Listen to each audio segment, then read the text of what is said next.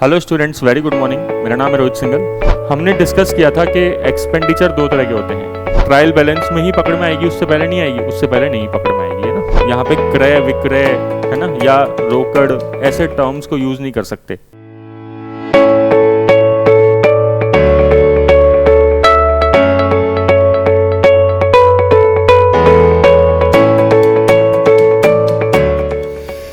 Hello students, very good morning. मेरा नाम है रोहित सिंघल और आज हम डिस्कस कर रहे हैं आरएएस मेंस का अकाउंटिंग एंड ऑडिटिंग का 4th लेक्चर। अपन ने अभी तक टोटल 3 लेक्चर डिस्कस कर लिए हैं और उसमें हमने जनरल एंट्रीज के बारे में समझा है। आज जो 4th लेक्चर है उसके अंदर हम एक तो हमारा बचा हुआ क्वेश्चन है, सबसे पहले उसको कंप्लीट करेंगे जो आरएएस मेंस में पूछा गया था एग्ज़ाम में। ठीक है, ये 2023 मेंस के अंदर आपने देखा होगा क्वेश्चन पूछा हुआ है, इसी को हम पहले आज कंप्लीट करेंगे। सबसे पहले यही क्वेश्चन चल रहा था, कुछ रिवीजन भी कर लेते हैं इसी क्वेश्चन के का ही, है ना। जैसे देखो, सबसे पहला था goods sold to B for ₹20,000 in cash. तो मैंने एंट्री बताई थी आपको इसमें, cash account debit to sales. ठीक है, कितने से 20,000 जो कैश है उसकी एंट्री हो जाएगी, cash account debit to sales. बस अब आपको ये सोचना है यहाँ पे कि कैश डेबिट क्यों हुआ, बस इतना सा सोचना है। कैश डेबिट इसलिए हुआ क्योंकि कैश एक असेट होती है, असेट एक रियल अकाउंट है और कैश हमारे पास आ रहा है, आने वाली चीज़ को डेबिट कर देते हैं। सर सेल्स क्रेडिट क्यों हुआ? सेल्स इसलिए क्रेडिट हुआ क्योंकि सेल्स एक इनकम है, इनकम बोले तो नॉमिनल अकाउंट है। ठीक है, और नॉमिनल अकाउंट इनकम में क्रेडिट होते हैं, लेकिन अगर एक्सपेंस होता तो डेबिट होते। जैसे परचेज होता तो परचेज डेबिट होता क्योंकि परचेज एक एक्सपेंस है, लेकिन सेल्स एक इनकम है तो वो क्रेडिट हुआ है। ठीक है, मैं आपसे रिक्वेस्ट करूंगा कि आप ये पहले के 3 वीडियो देख लेना अगर आपने नहीं देखे हो तो, क्योंकि उसके बिना डायरेक्टली समझ में नहीं आएगा। फिर 10,000 के गुड्स क्रेडिट पे बेचे आपने। ठीक है, तो एंट्री पास करेंगे debtor account debit to sales, है ना। अब ये डेटर क्या होता है? डेटर वो जिसको हम उधार माल बेचते हैं या कोई भी उधार देते हैं। ठीक है, हमने किसी को उधार दिया या उधार माल बेचा, मान लो आपने अपने दोस्त को ही उधार दिया, तो आपका दोस्त आपके लिए क्या कहलाएगा? डेटर। और एक होता है टर्म क्रेडिटर, डेटर का अपोजिट उल्टा टर्म होता है क्रेडिटर्स। सर क्रेडिटर क्या होता है? जिससे हमने उधार खरीदा। आप अपनी पास की दुकान पे गए और वहाँ से दुकानदार से आपने कुछ सामान उधार खरीद लिया। ठीक है, आप मान लो कि किराने का सामान उधार ले आए। ठीक है, तो आपकी नज़र में वो जो दुकानदार है, आप क्योंकि उसको पेमेंट करोगे तो क्रेडिटर हो। ठीक है ना, आप क्या हो? आपकी नज़र में वो पर्सन क्या है? क्रेडिटर है। आप ऐसे भी समझ सकते हो जैसे आपने बैंक से लोन लिया। ठीक है, बैंक से आपने लोन लिया तो आपको बैंक को वो लोन रीपे करना है, तो आपकी नज़र में आपका बैंक जो है वो क्रेडिटर है और बैंक की नज़र में आप जो हो वो डेटर हो। ठीक है, आप सिंपल ये याद रख सकते हो कि क्रेडिटर मतलब लाइबिलिटी होती है, क्रेडिटर एक लाइबिलिटी होती है और डेटर एक असेट होती है।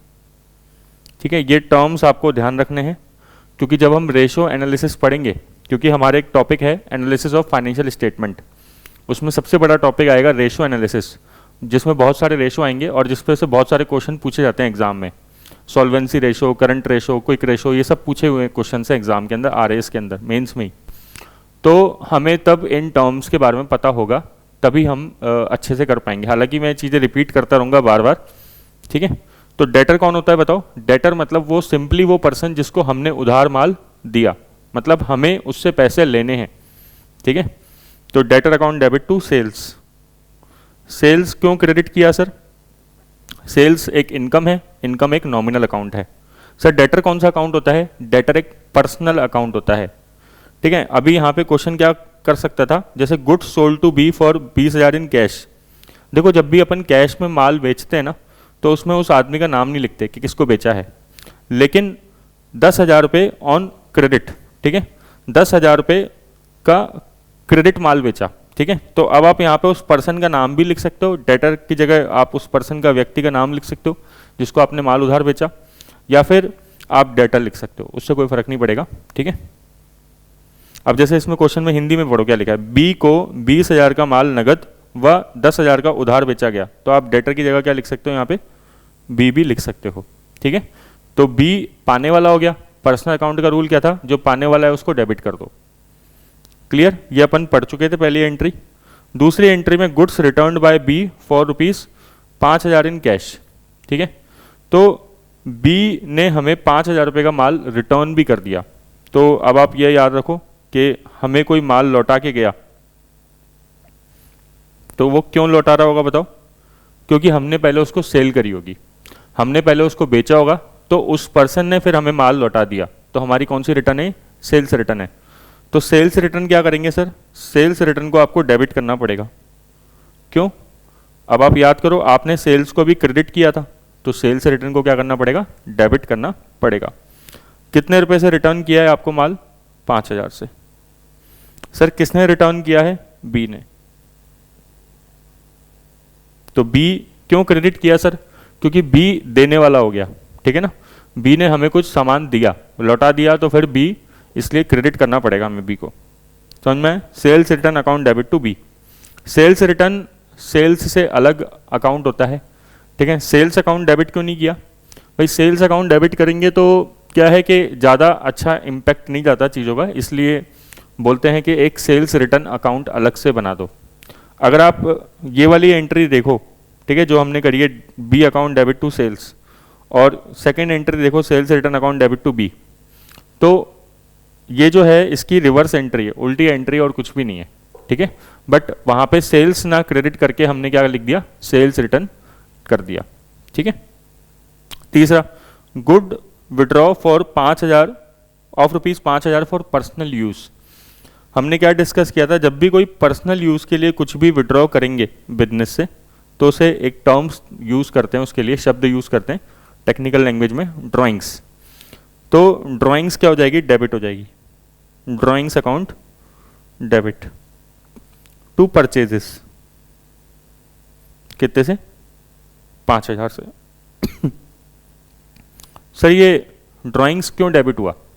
देखो, ड्राइंग्स मतलब आप समझ सकते हो, ये एक तरीके से कैपिटल अकाउंट है, ठीक है। अभी कैपिटल अकाउंट को मैं थोड़ा और डिटेल में समझाऊंगा, एक एंट्री और बताऊंगा मैं कैपिटल की आपको। तो ये एक तरीके से कैपिटल अकाउंट है, ठीक है ना। मतलब व्यापारी ने व्यापार में से कुछ सामान निकाल लिया, ठीक है ना। व्यापारी ने, एक पर्सन है, उसने बिजनेस में से कुछ सामान निकाल लिया। कितने का निकाल लिया? 5,000 का निकाल लिया। तो बिजनेस की बुक्स में व्यापारी का अकाउंट किस नाम से होता है? बिजनेस की बुक्स में, व्यापार की बुक्स में व्यापारी का अकाउंट किस नाम से होता है? सर इसे कहते हैं कैपिटल अकाउंट, है ना। कैपिटल अकाउंट के नाम से होता है, ठीक है। आप कह सकते हो जो प्रोपराइटर का अकाउंट होता है, जो बिजनेस का ओनर होता है ना, उसे प्रोपराइटर भी बोलते हैं, ठीक है। तो जो प्रोपराइटर का अकाउंट होता है उसे क्या बोलते हैं? कैपिटल। तो कैपिटल जो है वो डेबिट हो जाएगी। क्यों? क्योंकि पाने वाला कौन है यहाँ पे? बिजनेसमैन है। कैपिटल कौन सा अकाउंट है सर? कैपिटल है पर्सनल अकाउंट, ठीक है। तो आप सोचो कोई बिजनेसमैन बिजनेस से कुछ सामान लेके जा रहा है, तो पाने वाला कौन है? बिजनेसमैन। तो पाने वाले को डेबिट कर दिया। पर्सनल अकाउंट का रूल क्या था? Debit is the receiver. Sir to purchases क्यों किया यहाँ पे? फिर परचेजेस इसलिए क्रेडिट किया क्योंकि जब भी हम माल खरीदते हैं ना, तो उसकी एंट्री पास होती है purchases account debit to cash. मान लो हमने नगद में माल खरीदा, पैसे देके गए, पैसे देके आए और माल खरीद लाए, तो एंट्री क्या पास होगी? Purchases account debit to cash. ये नगद की एंट्री पास होती है, तो परचेजेस डेबिट होता है। सर वैसे परचेजेस डेबिट क्यों होता है? क्योंकि परचेजेस खर्चा है, एक्सपेंस है। एक्सपेंसेस डेबिट होते हैं, नॉमिनल अकाउंट का रूल है। परचेजेस क्या है? एक्सपेंस है। एक्सपेंसेस क्या होते हैं? डेबिट होते हैं, नॉमिनल अकाउंट का रूल है, इसलिए डेबिट हुआ परचेजेस, राइट, ठीक है। तो drawings account debit to purchases. अब यहाँ पे क्रेडिट क्यों किया? क्योंकि आप माल खरीद के लेके नहीं आए हो, आपने माल बिजनेस से निकाल लिया, आपने गुड्स बिजनेस से निकाल लिए, तो निकाल लिए तो क्रेडिट हो गया, ठीक है। जब खरीदते तो परचेजेस डेबिट होती, और जब बिजनेस से माल आपने निकाल लिया पर्सनल यूज के लिए, तो परचेजेस क्या हो जाता है? क्रेडिट हो जाता है, ठीक है। Next, furniture purchase for office purpose 30,000 रुपये, ठीक है। Furniture purchase for office purpose मतलब आपने ऑफिस में रखने के लिए फर्नीचर परचेज किया। ठीक है ना। आपने कुर्सी टेबल ये सब चीज़ें परचेज करी ऑफिस के काम के लिए, बेचने के लिए नहीं खरीदी है। तो सर ये एंट्री क्या पास होगी इसमें? इसमें हम फर्नीचर बताओ असेट है कि लाइबिलिटी है? बताओ, फर्नीचर असेट है या लाइबिलिटी है या खर्चा है? हमने डिस्कस किया था कि एक्सपेंडिचर दो तरह के होते हैं, ठीक है, एक तो कैपिटल एक्सपेंडिचर और एक रेवेन्यू एक्सपेंडिचर। कैपिटल एक्सपेंडिचर जो लॉन्ग टर्म के लिए होता है, पूंजीगत होता है, और जो रेवेन्यू एक्सपेंडिचर होता है शॉर्ट टर्म। जैसे रेवेन्यू एक्सपेंडिचर को हमने बोला था आयगत खर्चे, परचेजेस जो थी वो रेवेन्यू एक्सपेंडिचर थी, ठीक है ना। आपको थोड़ा सा पिछली क्लास में जाना पड़ेगा, थोड़ा सा ध्यान रखो। अगर आपको याद है, नोट्स वगैरह आप निकालो, तो उसमें हमने दो तरह के खर्चे बाइफरकेट किए थे, एक तो रेवेन्यू एक्सपेंडिचर और एक कैपिटल एक्सपेंडिचर, ठीक है। तो जो फर्नीचर होता है, मशीन होती है, प्लांट होता है, ठीक है, ये सब, या लैंड बिल्डिंग, ये सब कौन से खर्चे होते हैं? कैपिटल एक्सपेंडिचर होते हैं, मतलब असेट होती है, ठीक है ना। तो फर्नीचर क्या होती है? हमारी असेट होती है। ये तो हम जानते ही हैं कि फर्नीचर असेट होती है। असेट होती है तो असेट जब भी आती है, जब भी हम असेट को लेके आते हैं तो उसे डेबिट करते हैं, ठीक है। ये कौन सा अकाउंट है सर? रियल अकाउंट है। हमने डेबिट क्यों किया? क्योंकि debit what comes in, real account का रूल क्या था? Debit what comes in, credit what goes out. Furniture हमने परचेज किया 30,000 का, कैसे परचेज किया होगा सर? पैसे देके ऑब्वियसली, ये तो लिखा नहीं क्वेश्चन में, उधार परचेज किया है, ठीक है। तो टू कैश, कितने से? 30,000 से परचेज किया। Furniture account debit to cash, furniture account debit to cash. Cash क्यों क्रेडिट किया सर? कैश चला गया हमारे पास से, जैसे ही फर्नीचर परचेज करके लाए तो कैश चला गया, असेट्स हमारे पास से चली गई, असेट्स चली गई, इसलिए असेट्स को क्या कर दिया? क्रेडिट कर दिया। जब भी असेट जाती है तो वो क्रेडिट होगी, राइट, ठीक है। ये 4 एंट्री हो गई। 5वीं entry, last entry, goods worth ₹5,000 burnt by fire. क्या बोल रहा है क्वेश्चन? बोल रहा है कि 5,000 रुपये का नुकसान हो गया क्योंकि हमारे गुड्स जो थे जल गए 5,000 से। बताओ क्या एंट्री पास करें? ये नुकसान है, लॉस बाय फायर है या नहीं है? सर ये तो लॉस बाय फायर है, loss by fire account debit. Sir debit क्यों किया? लॉस बाय फायर डेबिट क्यों कर रहे हो? क्योंकि आप याद करो नॉमिनल अकाउंट, नॉमिनल अकाउंट क्या कहता है? नॉमिनल अकाउंट में हमने पढ़ा था कि कोई भी एक्सपेंस या लॉस, दोनों चीज़ें किधर जाती है? नॉमिनल अकाउंट में जाती है, ठीक है। तो loss by fire account debit to purchases. Sir ये परचेजेस क्रेडिट क्यों किया? अभी हमने डिस्कस किया था, जब भी आप माल खरीद के लेके आओगे तो आप एंट्री क्या डालोगे? Purchase account debit to cash. जब भी आप माल खरीद के लेके आओगे एंट्री क्या डालोगे? Purchase account debit to cash, ठीक है, तब परचेज डेबिट होता है। लेकिन अब की बार आपके यहाँ से जो 5,000 का वैल्यू का माल जल गया, आपके पास से 5,000 की वैल्यू का माल जल गया, मतलब आपका गुड्स गया, 5,000 से चला गया, ठीक है, तो परचेज क्या हो जाएगी? क्रेडिट। भाई जब हम गुड्स परचेज करके लाते हैं तो डेबिट, ठीक है, लेकिन जब गुड्स चले गए, खत्म हो गए किसी भी वजह से, तो क्रेडिट। जैसे देखो आपने यहाँ पे ड्राइंग्स में किया था 2 परचेजेस, ठीक है, ड्राइंग्स में किया था आपने 2 परचेजेस, राइट। तो सिंपल बात यह है इसमें कि loss by fire to purchases entry क्यों होगी? क्योंकि लॉस क्या है? एक नॉमिनल अकाउंट है, और जितने भी लॉसेज होते हैं, एक्सपेंसेस होते हैं, वो डेबिट करते हैं, हमने डिस्कस किया था नॉमिनल अकाउंट में। और 2 परचेजेस क्रेडिट क्यों किया? क्योंकि हमारे पास से गुड्स चले गए, ठीक है। ये क्वेश्चन था, हमने इसका सॉल्यूशन डिस्कस किया। क्वेश्चन जो है वो अच्छे क्वालिटी का क्वेश्चन है, ठीक है। जनरल एंट्री पूछी है, हालांकि 11th क्लास में जनरल एंट्रीज जो है आ जाती है, बट जो प्रैक्टिकल क्वेश्चन डायरेक्टली डालना थोड़ा सा टफ हो जाता है आरएएस के एग्जाम में। इतना जो है कॉमर्स वाले के लिए तो ठीक है फिर भी क्वेश्चन, बट साइंस और आर्ट्स वालों के लिए एक बार थोड़ा सा चैलेंज है इस क्वेश्चन के अंदर, ठीक है। नेक्स्ट बात डिस्कस करते हैं। एक और चीज़ मैं आपको छोटी सी बताता हूँ। आप जैसे ये देख रहे हैं cash account debit to sales, तो अगर आपका मीडियम हिंदी भी है तो भी आपको cash account debit to sales ही लिखना है। यहाँ पे आप यहाँ पे क्रय विक्रय है ना, या रोकड़, ऐसे टर्म्स को यूज़ नहीं कर सकते। जनरल एंट्री इसी तरीके से होती है इंग्लिश के अंदर, ठीक है। तो आपको ये ध्यान रखना है, इसमें अपना मीडियम यही रहेगा, ऐसे कुछ अलग नहीं होगा इसके अंदर, ठीक है। मैं आपको 1-2 एंट्री और बताता हूँ, है ना। फिर जैसे जैसे हम आगे बढ़ेंगे ना, तो मैं आपको एंट्रियाँ समझाता रहूँगा बीच बीच में। वैसे तो एंट्रीज की लिमिट नहीं है, बट बेसिक जनरल एंट्री पूछिए, क्योंकि आपके एग्जाम में ज़्यादा मतलब एडवांस लेवल की नहीं पूछिए, तो कुछ बेसिक जनरल एंट्री एक दो और डिस्कस कर लेते हैं, ठीक है। जैसे हम लोग जब 11th क्लास पढ़ते हैं, और जब भी, या फिर आप कह सकते हो जब भी कोई व्यापार स्टार्ट होता है, तो व्यापार स्टार्ट होने की सबसे पहली जनरल एंट्री क्या होती है, हम डिस्कस करते हैं। देखो क्या होता है कि एक बिजनेस होता है और एक होता है बिजनेसमैन। बिजनेसमैन होता है और एक बिजनेस होता है, ठीक है।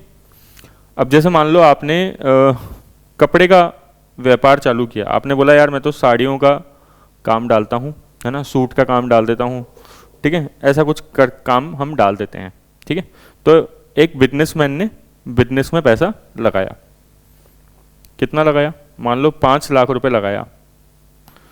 तो बताओ बिजनेस के पॉइंट ऑफ व्यू से क्या है ये, बिजनेस के पॉइंट ऑफ व्यू से ये 5 लाख रुपए क्या है सर, ये बिजनेस के पॉइंट ऑफ व्यू से कैपिटल है। क्या कहलाती है ये, कैपिटल कहलाती है, इसको हिंदी में बोलते हैं पूंजी। अगर बिजनेस में कैपिटल ना हो तो बिजनेस नहीं चल सकता है ना। हर आपने सुना होगा कि आप जब भी कभी बात करते होंगे कि यार मैं तो बिजनेस स्टार्ट करना चाहता हूँ, तो सबसे पहला माइंड आता है कि यार सबसे पहला माइंड में क्वेश्चन आता है पैसे कहाँ से लाएं, है ना, कैपिटल। क्योंकि हर बिजनेस के लिए एक स्टार्टिंग में क्या चाहिए होती है, कैपिटल चाहिए होती है, चाहे वो कम चाहिए हो चाहे ज़्यादा चाहिए हो, लेकिन कैपिटल जरूर चाहिए होती है, ठीक है। तो अगर मान लो बिजनेसमैन ने सपोज कहीं से भी वो पैसे लेके आया और उसने बिजनेस में वो पैसे लगाए 5 लाख रुपए, तो बताओ एंट्री पास क्या करेंगे, बिजनेस अपनी बुक्स में क्या एंट्री पास करेगा सर, बिजनेस अपनी बुक्स में एंट्री पास करेगा कैश अकाउंट डेबिट 5 लाख से टू कैपिटल अकाउंट 5 लाख से, ठीक है। ये एंट्री आप याद रखना, अगर क्वेश्चन दोबारा इस तरीके से 2024 में आता है तो वो हो सकता है आपसे कैपिटल इंट्रोड्यूस की एंट्री पूछ ले, ठीक है। सर ये एंट्री क्यों हुई, वैसे इसका लॉजिक क्या है, बिजनेस में पैसा आया या नहीं आया, अगर बिजनेसमैन ने बिजनेस के अंदर कैपिटल लगाई, कैपिटल मतलब क्या होता है, पैसा, ठीक है, तो पैसा आया होगा कैश अकाउंट डेबिट 5 लाख से, ये ठीक है। To capital account, capital account credit क्यों हो गया, क्योंकि ये कौन लगा रहा है पैसा, बिजनेसमैन लगा रहा है। बिजनेसमैन को पता है एक और नाम देते हैं प्रोपराइटर, ठीक है, या ओनर भी कह सकते हो आप, समझ गए। तो हम ओनर, ओनर क्योंकि देने वाला हो गया, ठीक है, बिजनेसमैन प्रोपराइटर, ओनर कौन है, देने वाला, तो ये कौन सा अकाउंट है, पर्सनल अकाउंट, ठीक है। तो सर आप क्वेश्चन पूछ सकते हो ना, कैश अकाउंट डेबिट तो ठीक है, बिजनेस में पैसा आया, असेट आई तो डेबिट कर दिया हमने, लेकिन टू कैपिटल लिखने की जगह सर हम टू ओनर का नाम नहीं लिख सकते यहाँ पे, मान लो राम ने पैसे लगाए, श्याम ने पैसे लगाए, तो नाम लिख दो राम श्याम मोहन हरि, हमारे अकाउंट्स में इसी तरीके से नाम चलते हैं ना, राम श्याम मोहन हरि, तो इस तरीके से नाम लिख दो आप, है ना, नहीं लिख सकते। कभी भी बिजनेस की बुक्स में ओनर का नाम नहीं आता है, ठीक है, ये अकाउंटिंग का रूल होता है कि बिजनेस की किताब में कभी भी ओनर का नाम डायरेक्टली नहीं लिखते हैं। तो फिर क्या लिखते हैं सर उसकी जगह लिखते हैं हम कैपिटल। क्या वर्ड यूज़ करते हैं, कैपिटल। ओनर का नाम नहीं लिखेंगे, क्या लिखेंगे उसकी जगह, कैपिटल शब्द यूज़ करेंगे, इसलिए कैपिटल आता है, ठीक है। सर क्रेडिट क्यों हुआ कैपिटल, लेकिन अभी भी समझ में नहीं आया। देखो कोई भी, ये कैपिटल कौन सा अकाउंट है, कैपिटल सर एक पर्सनल अकाउंट होता है, ठीक है, क्योंकि बिजनेसमैन एक व्यक्ति है जो पैसे लगा रहा है, भले ही बिजनेसमैन का नाम नहीं लिख रहे, लेकिन उसका एक उसकी जगह हम क्या लिख रहे हैं, पर्सनल अकाउंट, उसकी जगह हम कैपिटल अकाउंट यूज़ कर रहे हैं, ठीक है। तो कैपिटल अकाउंट किसको दर्शा रहा है, उस पर्सन को दर्शा रहा है, ठीक है ना। कैपिटल अकाउंट किसको दर्शा रहा है, उस बिजनेस के ओनर को दर्शा रहा है। तो इसलिए कैपिटल अकाउंट कौन सा अकाउंट होता है, पर्सनल अकाउंट होता है। और पर्सनल अकाउंट का रूल क्या होता है सर, जो देने वाला होता है, ठीक है, मतलब हमने पढ़ा था debit is the receiver, credit is the giver, ठीक है। तो जो क्रेडिट करते हैं वो किसको क्रेडिट करते हैं, गिवर को, ठीक है। तो इसलिए हमने, क्योंकि यहाँ पे बिजनेस में पैसा दे कौन रहा है, ओनर दे रहा है, इसलिए हमने क्रेडिट किया, ठीक है। बाकी आपसे ये सब लॉजिक नहीं पूछेगा, मैंने केवल आपके दिमाग में बिठाने के लिए किया है कि भाई अपने ये दिमाग में चीज़ें सेट हो जाए, अपन को चीज़ें रटना कम पड़े, क्योंकि ऑलरेडी रटने के लिए बहुत सारी चीज़ें हमारे पास है। ठीक है, कोर्स बड़ा है। तो cash account debit to capital. अच्छा बताओ, ये बिजनेस में पैसे लग गए ना, बिजनेसमैन ने बिजनेस में 5 लाख रुपए लगा दिए। ठीक है, कभी चाहे तो बिजनेसमैन इस पैसे को निकाल भी सकता है क्या वापस? बिल्कुल निकाल सकता है। अभी हम पढ़ के आए, इसे क्या बोलेंगे? ड्राइंग्स। ठीक है ना, पीछे वाले क्वेश्चन में डिस्कस किया था ना, ये वाला क्वेश्चन थर्ड देखो, withdraw goods for personal use 5,000 रुपये। तो ड्राइंग भी पॉसिबल है। ठीक है ना, बिजनेसमैन कभी भी बिजनेस से पैसे निकाल भी सकता है। तब हम क्या करेंगे? मान लो अभी 5 लाख रुपए लगाए, 1-2 साल बाद बिजनेसमैन को 1 लाख रुपए की जरूरत पड़ गई। ठीक है ना, बिजनेसमैन ने बिजनेस से 1 लाख रुपए गले से गया और गले से निकाल के अपने घर ले गया। ठीक है ना, तो 1 लाख रुपए विड्रॉ फॉर पर्सनल यूज। तो बताओ एंट्री क्या होनी चाहिए? तब हम एंट्री करेंगे drawings account debit to cash. कितने से? 1 लाख से। टू कैश अकाउंट है ना, ये हम लोग की आदत होती है, हम लोग छोड़ देते हैं बस क्रेडिट में टू कैश, बट ये पूरा होना चाहिए टू अकाउंट। हमेशा हर जनरल एंट्री में ऐसा होता है, तो आप ऐसे कंफ्यूज मत होना कि मैं ऊपर तो अकाउंट लिख रहा हूँ नीचे नहीं लिख रहा हूँ। हर एंट्री में ऐसा ही होता है। ठीक है, लिखना पड़ता है। ठीक है, वो तो हम लोगों की आदत होती है तो फटाफट लिख देते हैं ऐसे। तो drawings account debit to cash. Sir ये ड्राइंग्स क्यों डेबिट किया? अभी देखो पिछले वाले क्वेश्चन में भी हमने ड्राइंग्स ही जो था वो डेबिट किया था। ठीक है, तो मैंने आपको इसके पीछे लॉजिक भी बताया था कि क्या है कि वैसे ड्राइंग्स की जगह हम कैपिटल भी लिख सकते थे डायरेक्टली। ठीक है, अब आपको ये ज़्यादा एंट्री समझ में आएगी, ढंग से देखना। जैसे आपने कैपिटल इंट्रोड्यूस करी, बिजनेस में कैपिटल लगाई, तो एंट्री क्या करी? Cash account debit to capital. और बिजनेस से कैपिटल विड्रॉ करी, बिजनेस से पैसा निकाला, तो एंट्री क्या डाल दी? Capital account debit to cash. हो गई ना उल्टी entry, cash account debit to capital, capital account debit to cash. Sir लेकिन हमने तो पीछे तो परचेजेस क्रेडिट किया था, कैश तो क्रेडिट ही नहीं किया था, क्योंकि वहां पे गुड्स थे। क्योंकि आपने उस क्वेश्चन में क्या लिखा हुआ था कि थर्ड क्वेश्चन में कि गुड्स विड्रॉ करे, यहाँ पे गुड्स विड्रॉ नहीं करे मैंने, यहाँ पे क्या विड्रॉ करें? कैश। तो कैश आ जाएगा, है ना। तो ड्राइंग्स डेबिट क्यों किया हमने? क्योंकि ड्राइंग्स एक तरीके से कैपिटल को ही दर्शाता है। डायरेक्टली कैपिटल नहीं लिखना चाहिए, ड्राइंग्स नाम से लिखना चाहिए, है ना। अकाउंट्स के रूल्स होते हैं, मतलब वो बस वही है कि विद्वान कह के गए हैं कि भाई ड्राइंग्स अकाउंट यूज़ करो, डायरेक्टली कैपिटल मत यूज़ करो। थोड़ा अच्छा लगेगा कि भाई पता लगेगा लोगों को कि, क्योंकि बिजनेस के अंदर जो अकाउंट्स होते हैं ना, वो रीड करने वाले जो लोग होते हैं तरह तरह के लोग होते हैं। आजकल तो आप देख ही रहे हो भाई, शेयर मार्केट जो होता है उसके अंदर जो अकाउंट्स होते हैं वो मतलब यूट्यूब पे लोग 50 लोग वीडियो बना रहे हैं उसका, शेयर मार्केट का, बहुत सारे लोग हैं ना। तो वो लोग क्या हैं? एक तरीके से फाइनेंशियल यूजर्स हैं। और बाकी जो इन्वेस्टर होता है, जो शेयर होल्डर होता है, जो कंपनी के शेयर खरीदना चाहता है, वो क्या करता है? उन वीडियोस को देखता है, अकाउंट्स, है ना। तो मतलब अकाउंट्स के यूजर्स बहुत सारे होते हैं हमारे कोर्स में भी है, अभी हम पढ़ेंगे फाइनेंशियल स्टेटमेंट के यूजर्स। ठीक है, तो अब हम स्टार्ट करते हैं। देखो डबल एंट्री सिस्टम को थोड़ा फॉर्मल तरीके से और समझ लेते हैं, ठीक है ना, कि definition wise. Double entry system में आपको एक चीज़ अभी तक समझ में आई होगी कि जितना हमने डेबिट किया उतना ही क्रेडिट हुआ है। आप देख लो कोई सी भी एंट्री, जैसे हमने पहली एंट्री करी cash account debit to sales 20,000 से, तो 20,000 डेबिट हुआ, 20,000 क्रेडिट हुआ। अगली एंट्री करी debtor account debit to sales, 10,000 debit किया, 10,000 क्रेडिट किया। ठीक है, फिर हमने एंट्री करी sales return account debit to B, 5,000 debit किया, 5,000 क्रेडिट किया। ऐसे ही हो रहा है, मतलब इक्वल अमाउंट से डेबिट और क्रेडिट होता है। ठीक है, तो डबल एंट्री सिस्टम की एक बेसिक बात क्या है कि इक्वल अमाउंट से क्या होता है? डेबिट, और इक्वल अमाउंट से क्या होता है? क्रेडिट। आपको एक बात और बताता हूं, जो अकाउंटिंग सिस्टम होते हैं ना, वो दो तरह के होते हैं। एक होता है डबल एंट्री सिस्टम। अब क्योंकि वर्ड डबल यूज कर रहे हैं तो कोई ना कोई सिंगल भी होगा।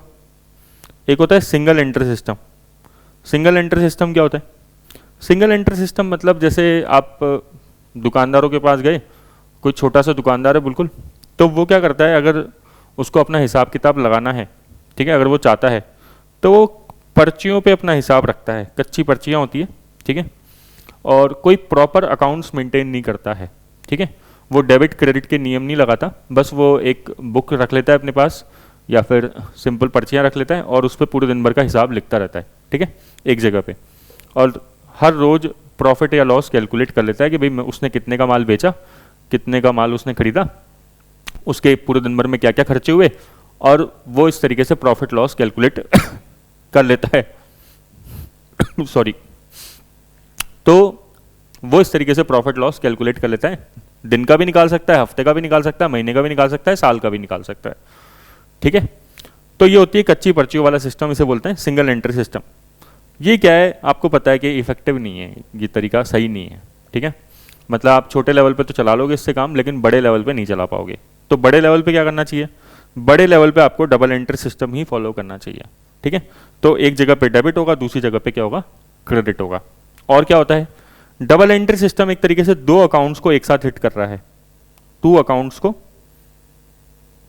को हिट करता है एक साथ। करता है क्या, देखो जरा चेक करो आपने पीछे जो क्वेश्चन किए, एक सेकंड, जैसे cash account debit to sale, तो कौन कौन सा अकाउंट हिट किया, एक तो कैश अकाउंट हिट किया और एक सेल्स अकाउंट हिट किया, दो अकाउंट एक साथ हिट हुए है ना। जैसे debtor account debit to sales, एक डेटर अकाउंट बना, एक सेल्स अकाउंट बना। ये जो अकाउंट होते हैं ना, ये लेजर अकाउंट होते हैं, अभी अपन डिस्कस करेंगे, क्योंकि अभी अपन सबसे प्राइमरी स्टेज डिस्कस कर रहे हैं कि जनरल एंट्री क्या होती है, ठीक है ना। फिर लेजर होता है, फिर ट्रायल बैलेंस होता है, फिर ट्रेडिंग P&L बैलेंस शीट, मतलब फाइनल अकाउंट्स होते हैं। क्लियर क्या।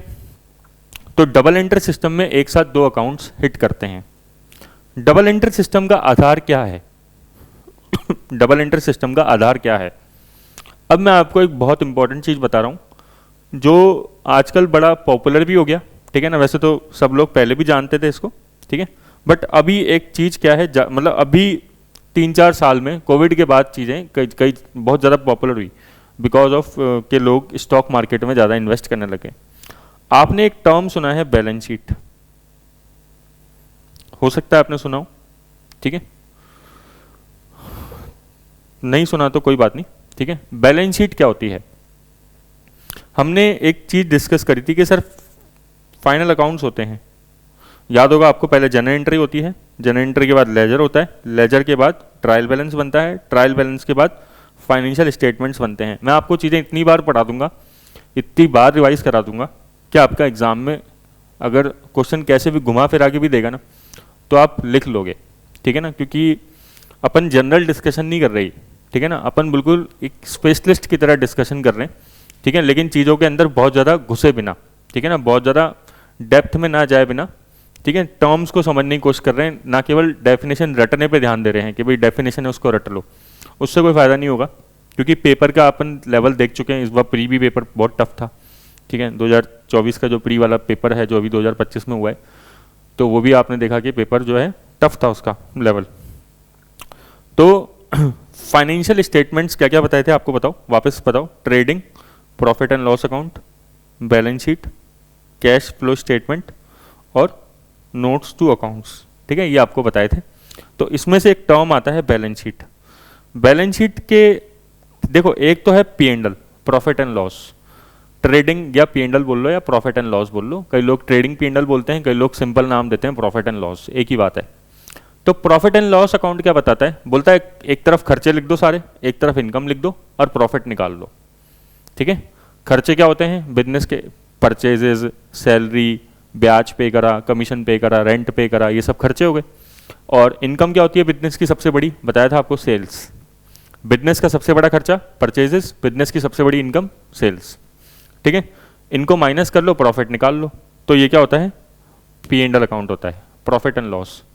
आपको जब अकाउंट्स पढ़ाना स्टार्ट किया था तो मैंने बताया था अकाउंट्स के बेसिकली 4 या 5 एलिमेंट होते हैं, एक तो इनकम, एक एक्सपेंस, एक असेट, एक लाइबिलिटी, और कई लोग लाइबिलिटी के अंदर से बोल देते हैं कैपिटल भी अलग चीज़ है, ठीक है ना। कई लोग बोलते हैं कि लाइबिलिटी के अंदर ही ऑलरेडी कैपिटल इंक्लूड होती है, कई लोग बोलते हैं नहीं नहीं, लाइबिलिटी जो है हम बोल रहे हैं तो आउटसाइड लाइबिलिटी की बात कर रहे हैं, लेकिन जो कैपिटल होती है वो एक इनसाइड लाइबिलिटी होती है, ठीक है।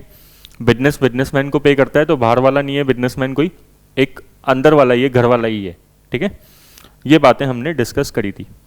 तो हमने कहा कि यार इनकम और एक्सपेंसेस कहाँ शो कर दी हमने, इनकम और एक्सपेंसेस हमने शो कर दी P&L में, ठीक है। हमने कहा इनकम और एक्सपेंसेस कहाँ चली गई, प्रॉफिट एंड लॉस अकाउंट में चली गई, P&L में चली गई।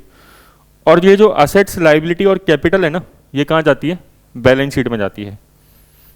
असेट्स, बैलेंस शीट किसका हिसाब किताब होता है? Assets, liability and capital. अब आपको याद आ जाना चाहिए कि असेट और लाइबिलिटी और कैपिटल क्या क्या होती है। असेट के एग्जांपल्स बताओ, plant and machinery, furniture, land and building, ठीक है। और लाइव स्टॉक। असेट दो तरह की आपने पढ़ी थी सर, आपने पढ़ाई थी, कल भी पढ़ाई थी लास्ट में, कि असेट टेंजिबल भी हो सकती है, असेट इंटेंजिबल भी हो सकती है। इंटेंजिबल असेट में जैसे patent, goodwill, trademark, copyright, licence, franchisee, ये सब क्या होती है? इंटेंजिबल असेट होती है। टेंजिबल असेट जैसे land and building, plant and machinery, furniture, है ना, लाइव स्टॉक, ये सब क्या है? टेंजिबल असेट्स होती है। लाइबिलिटी क्या होती है? लाइबिलिटी जो हमें पे करनी होती है, ठीक है, जैसे बैंक से कोई लोन लिया, ठीक है। या फिर आप कह सकते हो, अगर आपको शेयर मार्केट का थोड़ा बहुत आपने पढ़ रखा है, ठीक है ना, इकोनॉमिक्स में, बॉन्ड्स, है ना, डिबेंचर्स। तो डिबेंचर और बॉन्ड, क्योंकि कंपनी जब डिबेंचर इशू करती है, ठीक है, तो वो लोगों से उधार पैसा लेती है एक तरीके से। तो डिबेंचर क्या होता है? उधार लिया हुआ पैसा। ऐसे ही बॉन्ड होता है, बिल्कुल सेम, कोई फर्क नहीं है, वो भी उधार ही है जो कंपनी ने लिया। तो वो क्या है? लाइबिलिटी। सर कैपिटल क्या होती है? कैपिटल अभी हमने डिस्कस किया, बिजनेस के अंदर जो पैसा बिजनेसमैन ने लगाया है, ठीक है ना, बिजनेसमैन ने जो पैसा बिजनेस के अंदर लगाया है वो क्या है? कैपिटल। और हमने डिस्कस किया था जब स्टार्टिंग में कि बिजनेस और बिजनेसमैन अलग अलग होते हैं, और हम अकाउंटिंग करते हैं किसकी? व्यापार की, बिजनेस की। तो बिजनेस की वो लाइबिलिटी होती है कि उस पैसे को दोबारा बिजनेसमैन को चुकाना, ठीक है ना, इसलिए हम उसको बोलते हैं लाइबिलिटी। कैपिटल को क्या बोला जाता है? लाइबिलिटी बोला जाता है। बट कैपिटल एक ऑर्डिनरी लाइबिलिटी नहीं है, क्योंकि कैपिटल बाहर वालों को रीपे नहीं करनी, कैपिटल घर वालों को ही पे करनी है। भाई बिजनेस किसको चुकाएगा कैपिटल का पैसा? बिजनेस हमेशा चुकाएगा बिजनेसमैन को। I think it should be clear, ठीक है। अब मैं आपको एक चीज, एक इक्वेशन बताता हूं, बिल्कुल सिंपल है ना, आपको समझ में आएगी। देखो कि बताना आप, मैं सही कह रहा हूं क्या? जो भी असेट होती है वो हम कैपिटल प्लस लाइबिलिटी से मिला के खरीदते हैं। इसे कहते हैं अकाउंटिंग इक्वेशन। ये आपने बहुत जगह पे सुनी होगी, या इसको इधर उधर करके भी दिखा सकते हैं मैथ्स की तरह। ये कोई एल्जेब्रा इक्वेशन नहीं है, सिंपल इक्वेशन है, ठीक है। Assets is equal to capital plus liability. Sir क्या मतलब हुआ इस इक्वेशन का? समझ में नहीं आया बिल्कुल भी, अभी समझ में आ जाएगा 2 मिनट में। मैं आपसे बिल्कुल लेमन टर्म्स में बात करता हूँ, ठीक है। हमें अब मान लो अपन लोग है ना, एक आप या फिर आप है ना एक बिजनेस स्टार्ट करना चाहते हो, ठीक है ना, और आपके बिजनेस में जो सबसे मेन चीज़ जो आएगी ना, वो मशीन आएगी, ठीक है। आप एक बेकरी चालू करना चाहते हो, और बेकरी में आप क्या बनाओगे? बिस्किट बनाओगे, ठीक है ना। और बिस्किट के अंदर बिस्किट बनाने के लिए आपको एक मशीन चाहिए, और उस मशीन की कीमत है 10 लाख रुपए, ठीक है। आपने एक बेकरी का बिजनेस स्टार्ट करने का सोचा, ठीक है ना, और 10 लाख रुपए की मशीन आएगी वो, ठीक है। अब मशीन क्या है सर? मशीन है असेट्स। अब आप सोच रहे हो यार ये पैसा मैं कहाँ से लेके आऊँ? तो आपके माइंड में आया कि यार मेरे पास जो जमा पूंजी है ना खुद की, वो 6 लाख रुपए तो मैंने पहले से ही जमा कर रखे हैं, ठीक है। तो उसे क्या बोलेंगे? कैपिटल। भाई आपने कभी बचपन से अभी तक की जो सेविंग कर रखी है सारी की सारी, आपने नौकरी भी करी थी, उससे पहले जॉब भी करी थी, वो सारे पैसे आपने इकट्ठे करे और सब जोड़ जाड़ के आपने बोला 4 लाख रुपए का क्या है मेरे पास, तो कैपिटल है, खुद की पैसा है, और 6 लाख रुपए की कैपिटल है, और 4 लाख रुपए आपने सोचा चलो ऐसा करते हैं, बहुत सारे आजकल तो लोन चल रहे हैं, ठीक है, बहुत सारी योजनाएं हैं गवर्नमेंट की, तो हम बैंक से लोन ले लेते हैं, कितने का? 4 लाख रुपए का, ठीक है। और इस तरीके से आपने क्या किया? 6 लाख रुपए खुद की पॉकेट से निकाले, 4 लाख रुपए आपने बैंक से लोन लिए, ठीक है, और 10 लाख रुपए इकट्ठे करें, और बेकरी की मशीन खरीदने के लिए पहुंच गए, और मशीन लाके अपना बिजनेस स्टार्ट कर दिया आपने, ठीक है, अब आप इस इक्वेशन के थ्रू समझाओ चीज़ें। सर असेट कितने की लिया आपने? असेट है 10 लाख की। ये असेट खरीदने के लिए पैसा कहाँ से आया आपके पास? एक तो कैपिटल था मेरे पास 6 लाख रुपए का और 4 लाख रुपए का लोन लिया। बताओ ये इक्वेशन कोई टफ चीज़ है क्या? सिंपल है। ये इक्वेशन अपने आप कह रही है 10 lakh is equal to 6 lakh plus 4 lakh. Asset is equal to capital plus liability, यही होना चाहिए बिल्कुल।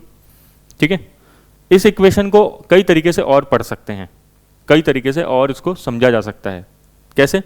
कई लोग इसको लिखते हैं यार इसको ऐसे बोलो, ऐसे लिखो।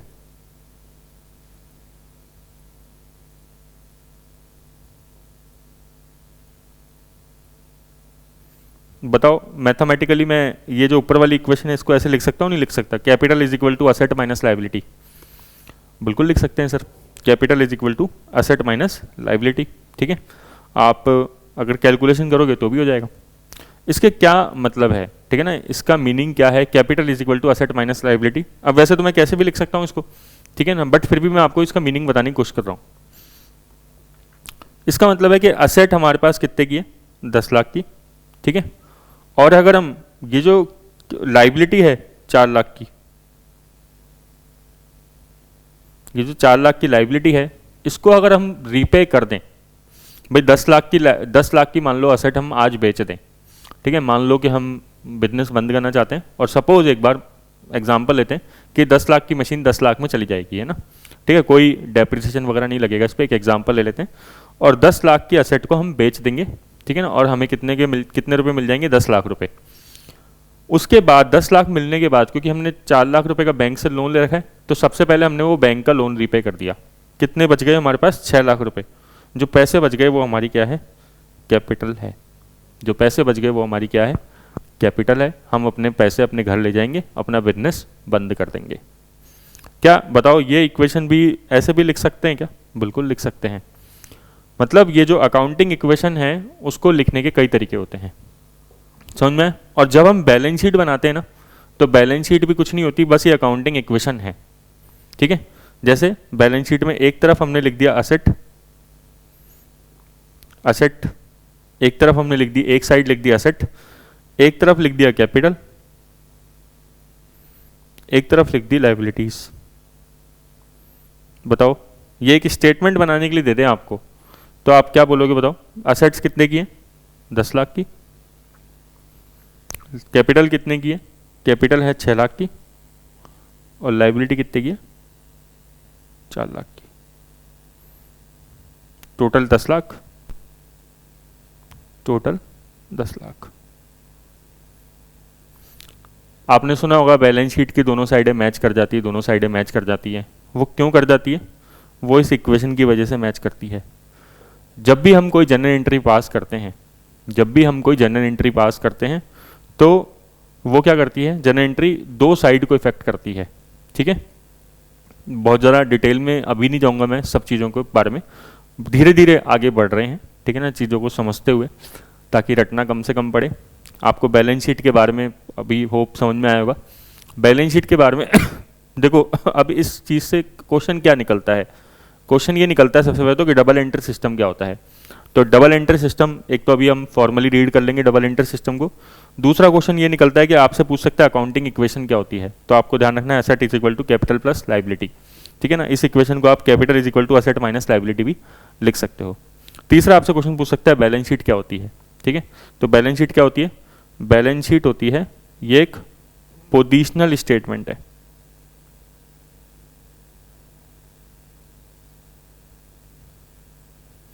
जैसे आपने कई बार देखा होगा ना कि कई लोग बोलते हैं कि भाई हमारे पास नेट वर्थ इतने की है।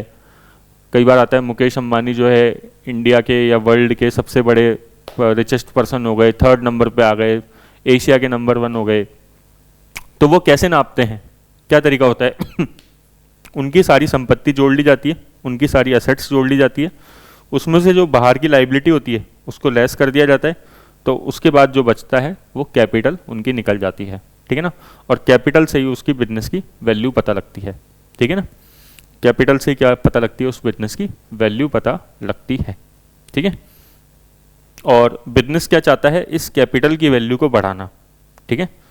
बिजनेस क्या चाहता है, कैपिटल की वैल्यू को बढ़ाना, इसी को बोलते हैं वेल्थ मैक्सिमाइजेशन, जो हमारे एक टॉपिक है। अगर आप देखोगे मैनेजमेंट अकाउंटिंग के अंदर एक टॉपिक है वेल्थ मैक्सिमाइजेशन। वेल्थ मैक्सिमाइजेशन क्या होता है, कैपिटल की वैल्यू को बढ़ाना। सर कैसे बढ़ा सकते हैं कैपिटल की वैल्यू को, असेट को बढ़ाओ, जितना ज़्यादा आपके पास असेट होगी, लाइबिलिटी आपके पास उतनी कम होगी, उतनी आपकी कैपिटल बढ़ेगी। आप ये सब चीज़ें छोड़ दो, आप सिंपल लैंग्वेज में समझो कि अगर आपके पास ज़्यादा से ज़्यादा संपत्ति होगी और कम से कम दायित्व होंगे तो आपकी क्या होगी, आपकी वैल्यू बढ़ जाएगी, ठीक है ना। वो वैल्यू बढ़ने का मतलब क्या होता है कि आपकी वेल्थ बढ़ रही है। क्या बढ़ रही है, आपकी वेल्थ बढ़ रही है, इसी को बोलते हैं वेल्थ मैक्सिमाइजेशन, ठीक है ना। अगर आप देखोगे तो आप मैनेजमेंट अकाउंटिंग में एक टॉपिक देख लेना, वो यही होता है, ठीक है। तो basic knowledge of double entry system क्या है, अब थोड़ा सा अपन रीड कर लेते हैं। सिस्टम ऑफ रिकॉर्डिंग ट्रांजैक्शन कितने होते हैं, दो तरह के होते हैं, एक तो डबल एंट्री सिस्टम होता है और एक सिंगल एंट्री सिस्टम होता है। डबल एंट्री सिस्टम में ट्रांजैक्शन कैसे रिकॉर्ड करा जाता है, in terms of debit and credit, ठीक है। और डेबिट और क्रेडिट क्या होता है, दोनों की दोनों इक्वल होते हैं, ठीक है ना। आपको बस ये चीज़ें याद रखनी है, ठीक है ना। लिखने में जो मैंने पॉइंट्स को अलग अलग कलर से हाईलाइट कर रखा है, तो वो आपके कीवर्ड्स हैं, ठीक है। अपन को याद रखना है कि जैसे debit must equal the sum of all credit, अगर थ्योरी में पूछेगा क्वेश्चन तो, जैसे अब की बार तो प्रैक्टिकल पूछा उसने, ठीक है, आगे भी चांस है वो प्रैक्टिकल देगा। बेसिक प्रिंसिपल क्या है कि every debit must have corresponding credit, हर डेबिट के साथ एक क्रेडिट आता है। जैसे हमने पढ़ा cash account debit to capital, तो हर डेबिट के साथ क्या आता है, एक क्रेडिट आता है। जितना डेबिट होगा उतना ही क्रेडिट होगा। अगर 10 लाख डेबिट हो रहे हैं तो 10 लाख ही क्रेडिट होंगे। ये डबल एंट्री सिस्टम का बेसिक प्रिंसिपल है, ठीक है। तो हर ट्रांजैक्शन के दो पार्ट हैं और दो लेजर अकाउंट को इफेक्ट करता है, मैंने आपको बताया था, ठीक है। ये बेसिकली क्या है, जैसे cash account debit to capital, ठीक है, ये cash account debit to capital, ये कैश अकाउंट कैपिटल अकाउंट क्या है, ये दोनों लेजर अकाउंट बन गए अब, ठीक है। जर्नल एंट्री के बाद क्या बनाती है कंपनी या कोई भी बिजनेस, क्या बनाता है, लेजर। लेजर मतलब अलग अलग के खाते बनाना, ठीक है ना। जैसे कैश का अकाउंट अलग बनाना, कैपिटल का अकाउंट अलग बनाना, थोड़ा और समझेंगे, ठीक है ना, चीज़ें और डिटेल में आपको क्लैरिटी और ज़्यादा होगी, ठीक है ना। थोड़ा सा एक बार टाइम लगेगा, बट आपको एक बार समझ में आ जाएगा तो चीज़ों पे कॉन्फिडेंस हो जाएगा। टेक्निकल सब्जेक्ट है थोड़ा सा, है ना, ठीक है। फॉर एग्जाम्पल इफ द अब जैसे ना देखो, मैं एक छोटी सी चीज़ आपको यहाँ पे बताना चाहूँगा, ठीक है, उसी इक्वेशन के माध्यम से, है ना। इक्वेशन क्या आती है पहले मेरे को बताओ कि सर जो भी असेट होती है, आप इसको बोलना सीखो, जो भी असेट होती है वो हम दो तरीके से खरीद सकते हैं, या तो कैपिटल लगा के या फिर बाहर वालों से उधार लेके, ठीक है। ये इक्वेशन था ना, asset is equal to capital plus liability. Balance sheet है ये और कुछ भी नहीं है, यही बैलेंस शीट बनाई है मैंने, ठीक है। अब देखो, जब भी कोई ट्रांजैक्शन होता है, अब कई लोग बोलते हैं कि सर ये बैलेंस शीट मैच क्यों करती है, इस इक्वेशन की वजह से करती है, लेकिन कई लोगों को समझ में नहीं आता कि भाई ये इक्वेशन कैसे प्रभाव डाल रही है बैलेंस शीट को मिलाने के अंदर, है ना, ठीक है। जैसे इसमें एक आगे लाइन लिखी हुई है, ये जो लाइन है ये एनसीईआरटी की लाइन है, ठीक है, इसलिए मैंने जानबूझ के लिखी है। अब जैसे इसमें कह रहा है कि एक कंपनी ने लोन लिया बैंक से, ठीक है, तो उसकी दो एंट्री हो रही है असेट और लाइबिलिटी पे। अच्छा बताओ, लोन लिया, लोन लेने की एंट्री क्या पास करोगे, आपसे कोई पूछ ले कि बताओ, अभी जैसे क्वेश्चन में आपको डाल दे, इस बार एक क्वेश्चन आ जाए एग्जाम में कि लोन टेकन फ्रॉम बैंक, अभी हमने क्वेश्चन किया था ना, 4 लाख रुपए का लोन लिया, बताओ ये आपके जन एंट्री है, इसको सोच के बताओ कि क्या एंट्री बनेगी। लोन सॉरी, लोन लेने का मतलब क्या होता है, पैसा आया, ठीक है, तो पैसा आया तो क्या करेंगे सर, कैश डेबिट करेंगे, कितने से, 4 लाख से। सर पैसा आया, क्यों, लोन लेने पे पैसा नहीं आता, बिल्कुल आता है भाई, लोन लेके आओगे मतलब पैसा लेके आओगे, और क्या है वो, और टू लोन फ्रॉम बैंक हमें क्रेडिट करना पड़ेगा। ये क्या हुआ sir, loan from bank credit कर लिया, क्योंकि बैंक देने वाला है, बैंक हम क्या है, हमें कुछ देने वाला है। भाई हम लोन लेके आए, कैश अकाउंट डेबिट किया। कैश अकाउंट डेबिट क्यों किया, क्योंकि कैश रियल अकाउंट है, कैश असेट होती है, जब भी असेट आती है तो डेबिट करते हैं। Debit what comes in, real account का रूल क्या था, debit what comes in. Sir loan credit क्यों किया, लोन इसलिए क्रेडिट किया क्योंकि लोन फ्रॉम बैंक है, हमने बैंक से उधार लिया, तो देने वाला कौन है, बैंक, तो बैंक का नाम लिखना पड़ेगा। जैसे loan from ICICI bank, loan from HDFC bank, तो उसका हमें नाम मेंशन करना पड़ेगा, क्योंकि बैंक क्या है, एक गिवर है। आपको मैंने बताया था बैंक कौन सा अकाउंट होता है, पर्सनल अकाउंट होता है, ठीक है ना। तो बताओ पूरी एंट्री क्या बनी, cash account debit to loan from bank 4 lakh रुपए से। अच्छा अगर मैं आपसे पूछूं कि बताओ इस इक्वेशन के हिसाब से मेरे को तो समझ जाना है, इस इक्वेशन के हिसाब से समझाना है कि इस इक्वेशन में ये एंट्री फिट बैठ रही है नहीं बैठ रही है। अच्छा बताओ इक्वेशन क्या है, asset is equal to capital plus liability. Equation क्या है, asset equals to capital plus liability. Cash ले लिया आपने, 4 लाख रुपए का लोन लेके आए, मतलब कैश लेके आए, कैश लेके आए तो असेट बढ़ गई नहीं बढ़ गई 4 लाख से, बिल्कुल सर 4 लाख रुपए से असेट बढ़ गई मेरी, है ना। और क्योंकि लोन लिया आपने तो लाइबिलिटी बढ़ गई नहीं बढ़ गई, लाइबिलिटी बढ़ गई।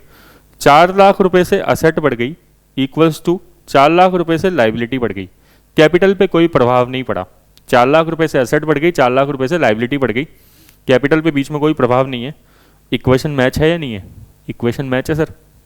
तो बस यही होता है डबल एंट्री सिस्टम में, इस इक्वेशन पे हिट होता रहता है, ठीक है ना। ये इक्वेशन बेस होती है डबल एंट्री सिस्टम का। डबल एंट्री सिस्टम जो है इस इक्वेशन पे काम कर रहा है पूरा का पूरा। तो इट विल देखो, if a company enter into a transaction of borrowing loan from bank, तो 2 एंट्री है, एक तो असेट की और एक लाइबिलिटी की, क्योंकि ये it will increase the asset for the cash balance and also the liability for the loan payable account. ये लोन पेबल है, लोन फ्रॉम बैंक क्या है, एक तरीके से लोन लिया हमने, ठीक है। डबल एंट्री सिस्टम क्यों यूज करते हैं, क्योंकि ये एक्यूरेट और रिलायबल होता है, इससे फ्रॉड और मिस एप्रोप्रिएशन जो है कम हो जाते हैं, ठीक है। एक्यूरेट रिलायबल क्यों है, क्योंकि भाई डबल एंट्री सिस्टम में आप डेबिट भी इक्वल कर रहे हो, क्रेडिट भी इक्वल कर रहे हो, ठीक है। तो कोई गलती होगी तो वो पता लग जाएगी, क्लियर क्या।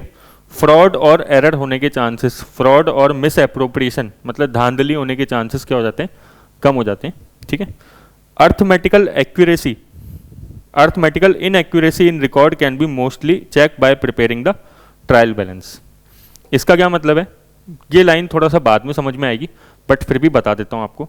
जैसे कई बार है ना, आपने एंट्री करी cash account debit to capital, कितने से, 10 लाख से, आपका माइंड कह रहा है 10 लाख से कर दो, ठीक है, लेकिन गलती से क्या हुआ, ऊपर तो 10 लाख लिख दिया आपने डेबिट करते समय, क्रेडिट करते समय आपने केवल 1 लाख लिखा। ऊपर तो डेबिट करते समय 10 लाख लिख दिया, नीचे क्रेडिट करते समय 1 लाख रह गया गलती से, है ना। तो ये अब मिस्टेक जो है कहाँ पे पकड़ में आएगी, जनरल एंट्री जो है उसकी बुक्स में आपको ध्यान ही नहीं रहा, ऐसा आपने कर दिया। आप लेजर बनाओगे ना तब भी पकड़ में नहीं आएगी। लेजर मतलब क्या होता है, अलग अलग खाते, इसको बनाना सीखेंगे अपन कल एक बार, ठीक है। लेजर कैसे बनाते हैं, तो एक कैश अकाउंट बनेगा, एक अलग कैपिटल अकाउंट बनेगा, तो उधर भी पकड़ में नहीं आएगी। लेकिन ये एरर कहाँ पकड़ में आएगी, ट्रायल बैलेंस में जाके पकड़ में आ जाएगी। अच्छा वैसे एक चीज़ बताओ, cash account debit to capital आपने 10 लाख और 1 लाख से कर दिया, तो इससे जो आपकी पीछे जो इक्वेशन है वो मैच करेगी नहीं करेगी। Asset equals to capital plus liability, सोच के बताओ, asset equals to capital plus liability match करेगी नहीं करेगी, बताओ जरा। सर नहीं करेगी, क्यों, असेट कितने से आपने डेबिट किया, 10 लाख से, कैपिटल कितने से किया, 1 लाख से, बीच का डिफरेंस आ गया 9 लाख रुपए, ठीक है। इक्वेशन मैच नहीं करेगी, ठीक है। तो ये इनएक्यूरेसी कहाँ पे पकड़ में आ सकती है आपकी, ट्रायल बैलेंस में।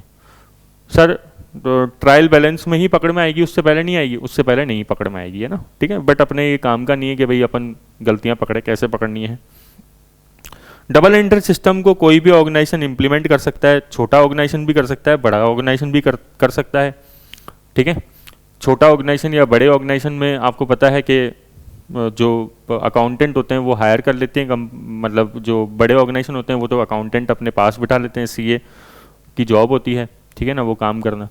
और जो छोटे ऑर्गेनाइजेशन होते हैं वो जाके किसी भी अकाउंटेंट को काम दे आते हैं, right.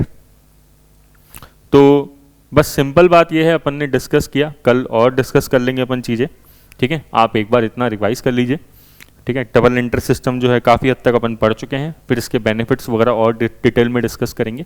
Thank you so much.